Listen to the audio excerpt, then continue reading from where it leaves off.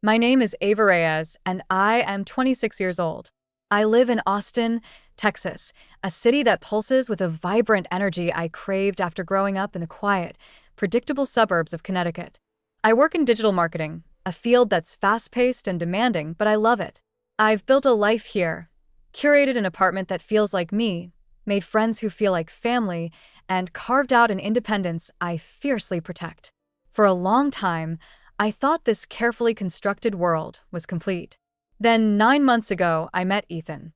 It was one of those ridiculously cliché Austin moments. Waiting in line for coffee at a South Congress cafe, the air thick with the smell of roasted beans and possibility. He was ahead of me, ordering something complicated involving oat milk and precisely 2 ice cubes. He turned, bumped my arm, and my latte to be went splattering across the floor. Mortified doesn't even begin to cover it. But instead of annoyance, his eyes, startlingly blue, almost unnervingly familiar, crinkled with amusement. "Well," he said, extending a hand to help me up amidst the milky chaos, "that's one way to make an entrance. I'm Ethan, by the way, and I definitely owe you a coffee, maybe several." That was the beginning.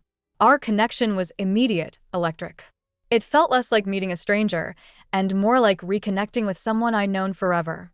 We talked for hours that first day, discovering an almost eerie alignment in our tastes, our humor, even our odd little habits. We both hated cilantro, loved old vinyl, and had the same obscure favorite Wes Anderson film. He finished my sentences. I anticipated his next thought.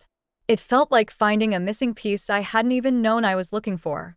Ethan worked in tech, a brilliant software engineer with a quick mind and an easy laugh. He was handsome, charismatic, and kind, the kind of man my friends swooned over, the kind my distant, career-driven mother, Eleanor, would probably approve of on paper, even if she rarely approved of anything in my actual life. He'd moved to Austin a couple of years before me, drawn by the city's burgeoning tech scene. He didn't talk much about his family, mentioning only that he was adopted as an infant and had wonderful parents in California, but knew nothing about his biological roots. It was a footnote in his story, mentioned with a casual shrug, but sometimes I'd catch a flicker of something else in his eyes, a quiet yearning, a sense of a question mark hanging over his origins. He said he'd done some searching years ago, hit dead ends, and decided to focus on the future instead. I understood. My own family history felt incomplete, dominated by my mother's relentless ambition and emotional distance, especially after my parents' divorce, when I was young. My dad was great, supportive and loving, but lived back east. My connection with my mother was complicated. Polite, infrequent calls, a carefully maintained distance. Our relationship moved fast, a whirlwind of shared adventures exploring Austin's trails, late-night talks under the Texas stars, lazy Sundays spent reading side by side. It felt effortless, inevitable. 6 months after spilling coffee on the floor, Ethan proposed on the Pennybacker Bridge overlook, the city lights twinkling below us like scattered diamonds. I said yes without hesitation, tears streaming down my face, feeling a certainty I'd never known. This was it. This was the life I was meant to have. Wedding planning began immediately. We wanted something small, intimate, maybe a hill country venue in the spring. My dad was thrilled, offering to fly down and help however he could. Ethan's adoptive parents were equally ecstatic, welcoming me with open arms during video calls. The only discordant note was my mother. When I called Eleanor in New York to share the news, her reaction was strangely muted. "Engaged? Already?" she asked, her voice tight with something I couldn't quite decipher. Disapproval? Surprise? "Ava, are you sure? You haven't known him very long." "I'm sure, Mom," I said, trying to keep the hurt out of my voice. "He's amazing. You'll love him." "We'll see," she replied coolly. "Just don't rush into anything. These things take time." She was a high-powered corporate lawyer, meticulous and controlled in every aspect of her life. Spontaneity wasn't in her vocabulary. I chalked her reaction up to her usual caution, her inherent distrust of anything that wasn't planned years in advance. As the months flew by, the wedding plans took shape. We found a beautiful venue, picked out invitations, debated guest lists. It was exciting, consuming, but beneath the surface, a subtle unease began to creep in. Sometimes looking at Ethan, I'd get this intense wave of déjà vu, a feeling that I'd seen his exact expression before, heard that specific turn of phrase. We looked alike. People often commented, same deep blue eyes, similar facial structure. You could be siblings, a well-meaning friend had joked once, making us both laugh awkwardly. My mother remained resistant to meeting Ethan. She always had a last-minute deposition, a critical deadline, an unexpected business trip whenever we tried to arrange a visit or even a video call. "Work is just impossible right now, darling," she'd say, her voice smooth but firm. It was hurtful, but typical. Her career had always come first. Meanwhile, Ethan, perhaps spurred on by the impending wedding and the idea of starting his own family, had quietly reopened the search for his biological mother. He didn't tell me at first, wanting to manage expectations, but one evening, he confessed he'd submitted his DNA to an ancestry database and hired a private investigator who specialized in adoption searches. "It's just, I feel like I need to know," he admitted, looking vulnerable. "Before we start our own family, I want to understand where I came from." I held him close, supporting him completely, even as a tiny, irrational flicker of fear went through me. What if the truth was something difficult? The weeks leading up to the wedding became a blur of final preparations. Dresses fitted, caterers confirmed, seating charts agonized over. We were 2 weeks away from the big day. My dad had flown in, and Ethan's parents were arriving the next day. We'd planned a small dinner party at our apartment, the first time both sets of parents would meet. My mother, cornered by the unavoidable reality of the wedding, had finally agreed to fly in for the weekend. She was due to arrive just hours before the dinner. The day before the dinner, Ethan got a call from his investigator. He took it in the other room, his voice low and tense. When he came back, his face was pale, his eyes wide with shock. "They found her," he whispered, his voice barely audible. "My birth mother. They found her." I rushed to him, my heart pounding. "Ethan, that's incredible. Who is she? Where is she?" He just shook his head, looking utterly lost. "Her name," the investigator said, "her name is Eleanor Reyes." Eleanor Reyes. My mother's name. The world tilted. The air left my lungs. It couldn't be. A coincidence. A mistake. My mother lived in New York, a successful lawyer. There had to be thousands of Eleanor Reyeses in the world. No, istemmet. "Ethan, that's my mother's name." He stared at me, his blue eyes mirroring my own horror and disbelief. "Your mother? What else did they say?" I asked, my voice trembling. "Where does she live?" "New York," he whispered. "She's a corporate lawyer. Gave birth to a boy.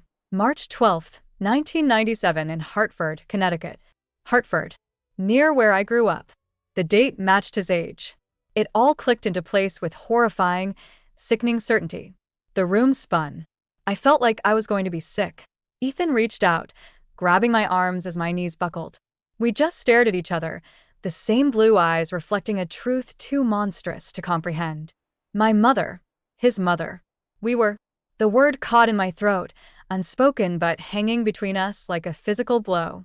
Brother. Sister. The dinner party was a surreal nightmare. My mother arrived, radiating her usual icy composure, completely unaware of the bomb that was about to detonate. She greeted my father with cool politeness, Ethan's parents with practiced charm. And then she turned to Ethan.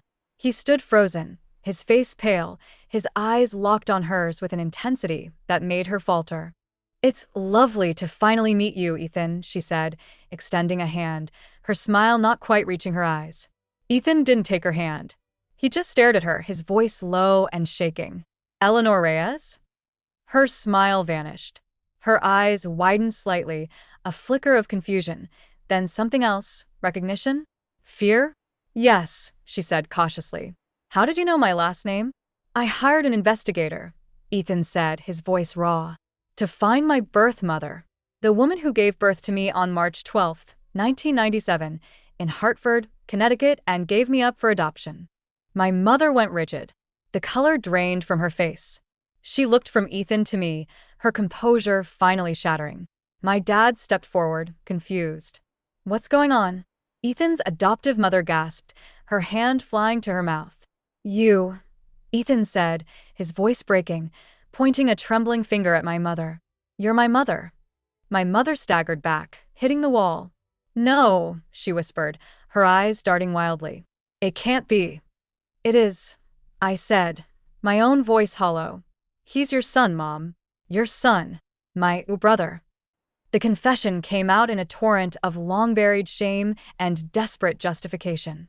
She had gotten pregnant young, just starting her law career. The father, a colleague, wanted nothing to do with it.